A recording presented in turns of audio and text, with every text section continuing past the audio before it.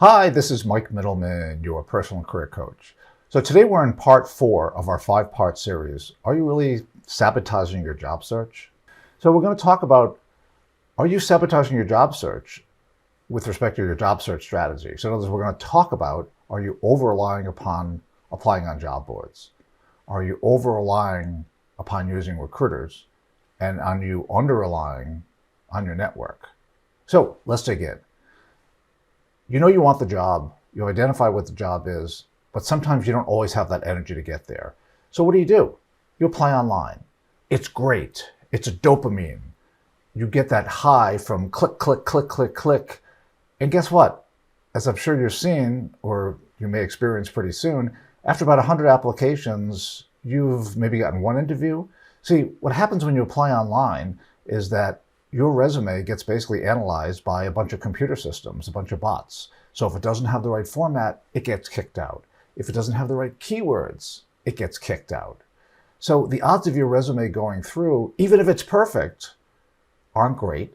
And then, are you actually going to be seen by a human being? Well, maybe, maybe not.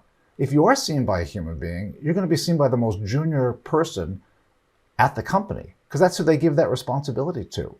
So your resume has to get through the bots. It has to get through the junior person and actually get to a human being. Oh, and by the way, you're applying with 500 people who are also your best friends, who are also potentially qualified. So applying online is great. It's like the lottery. We all like to play the lottery, but it's really not a good or effective job search strategy, or at least you don't want to employ this strategy more than, say, 10% of the time. Here's a quick tip. If you're going to apply online, find out who the person who posted the job is, and send them a video or an audio message in LinkedIn. What? You can do that? Yes.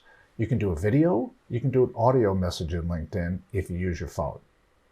Goes without saying, find somebody in the company, get in touch with them, have a conversation with them about where the opportunities might be and whether that job is available. So number 2, over-reliance upon recruiters. See, what most people get confused about recruiters is that a recruiter works for the company that they're recruiting for. Recruiters don't work for you, the job seeker. Job search coaches, career coaches work for you, the job seeker. So I think that there's a handful of good recruiters out there, but unfortunately, most of the industry is just filled with bad actors. They lie and say they have a job available, or they lie about the compensation, or they lie about so many different variables. Yes, they lie. Bad actors, just like in every industry. So while there are certain people out there where recruiters I think can be very, very helpful for, if you're watching this video and you're listening to a career coach, the odds are recruiters are probably not going to be the best avenue for you. So here's a tip. Pick a half a dozen, get in touch with them, maintain a relationship with them. It's something you can do, but recruiters don't work for you. They work for the company. And now we get to what many of you may be under-relying upon, which is your own network. And I can hear it right now. Mike, I don't really have a good network. I'm embarrassed reaching out to people. It's really a really awkward process. And you're absolutely right. There's only one human being I've ever met in my entire life. No, I think now it's 2. There are 2 people I've actually met in this world who like networking. Okay. The problem is it's a necessary evil.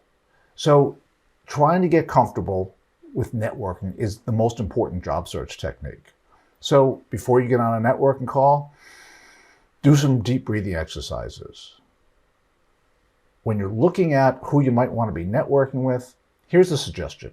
Download your LinkedIn First Connections. Yes, you can actually do that. I have a video on how to download your First Connections that you can check out. Download all your First Connections on LinkedIn. Take a look through and see who you might want to have a conversation with. Even if you don't know that person that well, even if you have never even met them in person, you can still reach out, let them know you're first connected, and you'd like to have a quick chat about possible opportunities in their industry. At least you can target the people that you're already connected with versus doing a cold reach out.